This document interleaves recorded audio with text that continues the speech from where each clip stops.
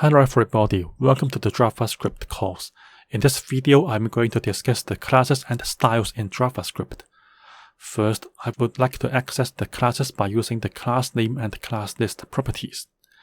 And then I'm going to set the style attributes on the DOM tree.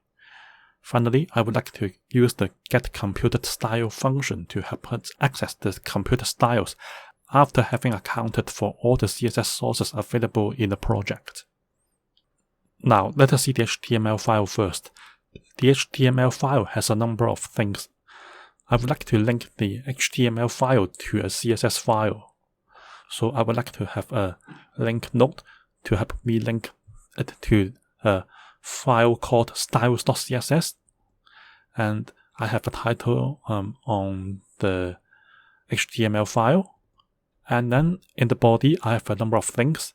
I have a big division, which has heading, paragraph, and an unordered list.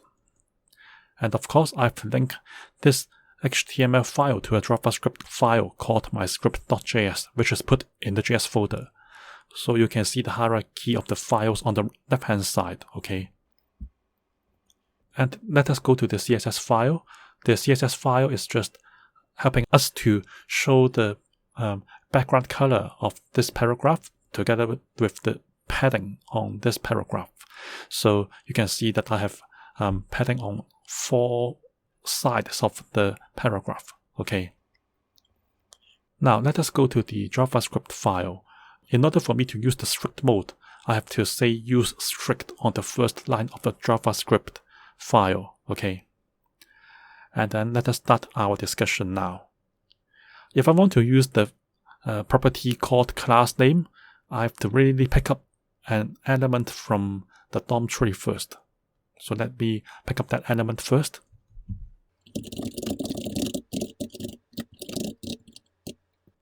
So I would like to pick up a division by using the query selector method. Okay. So when we go back to the HTML file, you will expect that I'm able to pick up this division. Okay. And if I have this division, I can show the class name of it. So the class name is just my list here. So my idea is to use the className method to do so. Okay, you can see that I have a property called className and I'm able to show the my list. Let us see if it is the case or not. Save. Reload. Yes, you can see the class name has come out, which is called my list. Okay.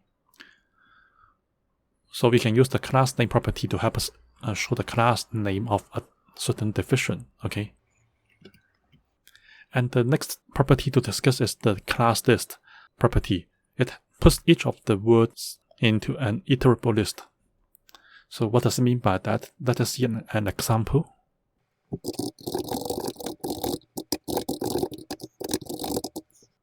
So first I have picked up my division and then I use the classList property and I let the value of the classList property in the my classes variable and then I want to show the name obtained in the my classes variable. So what will be the result? Let us see. Save. Reload. Yes, you can see the first one is my, which is the first word in my class name. And I would have list as the second word in my class list. Okay. So you can see that my classes is composed of 2 parts. The first one is my, and the second part is list. So I can put each of the words into an iterable list. So I just decompose my class name into 2 parts, and I can show each of the parts of the name. Okay, by using the classList property. And then we can also manipulate the classes stored in the class list. So let us try to do it now by adding a name into the classes.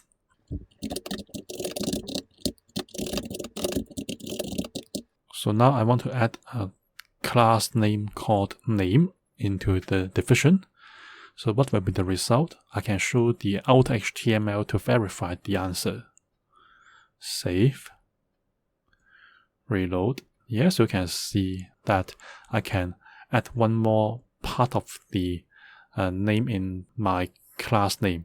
So you can see that originally I have only 2 words called my list. And here you can see that I have one more part in my class name, which is the word name in the third part of my class name. Okay. So you can see that I can add some name more in the classes. Okay.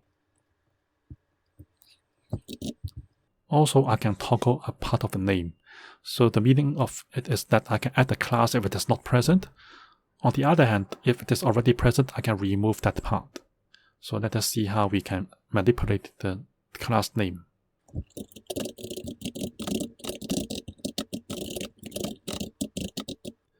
So you may expect that the one called name will be removed. So the class name would just have 2 words only, as what we have in the HTML file. So let us see the result.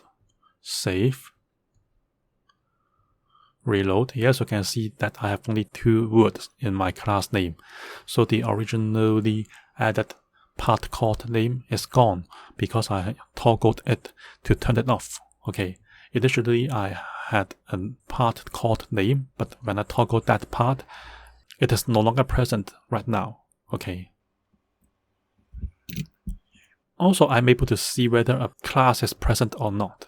So how can I do so? I can use the contains method. Okay, I can use the contains method to see whether this part called name is really present in my class name. Of course, I have only the 2 words called my list, so you will expect that I will get false in the answer. Save.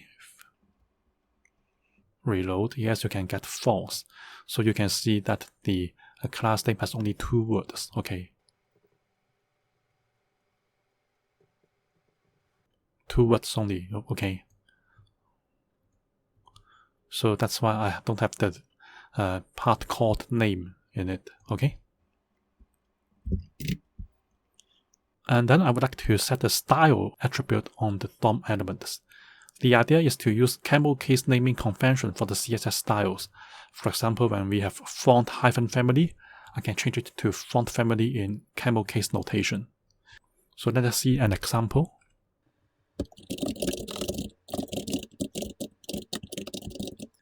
So I would like to pick up the H1 element, which is this one.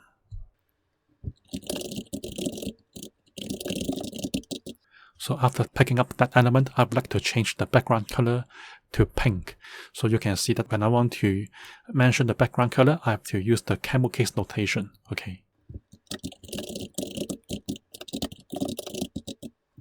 Okay, I can also change the font family to Arial, which is another font style. Of course, I have to use the camel case notation called font family. So instead of using font-family in small letters, I use the camel case notation of font family. So let us see the result. Save. Reload. Yes, you can see that I can pick up a background color of pink on the heading, and the font has changed to another one. Okay. So you can see that I can use the camel case notation to help me change the style attribute on the DOM elements. Okay. The next part to talk about is the getComputedStyle method. What does it mean? It can help us get all the CSS classes, even if they are not set using the style attributes in the opening tag of an element, for example, the margin. So when we set up a margin, it is not possible for us to use the style attributes. Instead, we use other ways like the one on the CSS. Okay, so when we go back to the CSS, you can see that I can set the padding in this way rather than mentioning it in the style attributes. So if we want to really get the computer style, it just means the style after all the CSS sources, including the cascades, have all been resolved. So the HTML file can have the CSS styles included. Of course, the separate CSS file has the styles mentioned. And when we do the computer style, we have to take all of the styles into account, including the cascades, to give us the finally computed style. So let us see an example.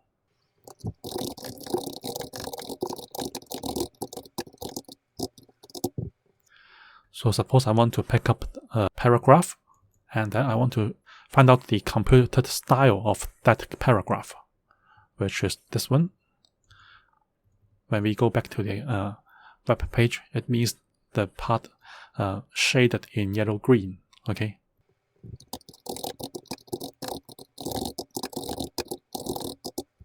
When I want to get the background color and the padding size on the right-hand side, we can use the computer style dot background color and computer style dot padding right.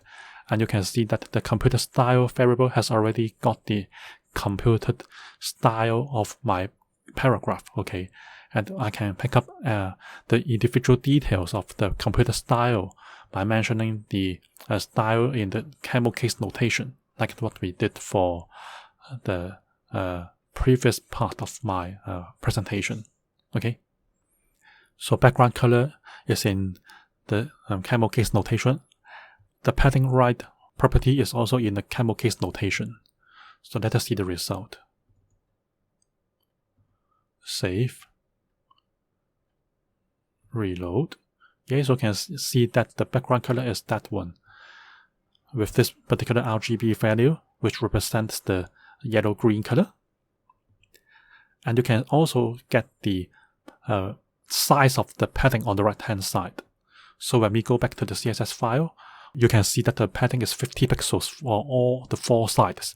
So when we pick up the right-hand side, I'm able to pick up 50 pixels. So you can see that the getComputedStyle function is able to help us get the styles which have considered the cascade, the CSS file, as well as the HTML file. So we can get the finalized style by using the getComputedStyle function, okay? So this video has talked about so many things about classes and styles in JavaScript. We can get the class name, and we can put the class name in a list. I can add the class name. I can toggle it to turn it on or off. And I can also see whether a certain class name is present in my given class name. Also, I'm able to set the style attributes on the DOM elements by using the camel case notation for CSS style. So you can see that I can pick up an element first, and then I can find the CSS styles using the camel case notation, like the background color here and the font family here. And finally, I'm able to use the getComputedStyle function to get the computed styles of an element after having considered the HTML file, the CSS file, and the cascades following the CSS file. And of course, I have to use the camel case notation to help me pick up the corresponding computer style.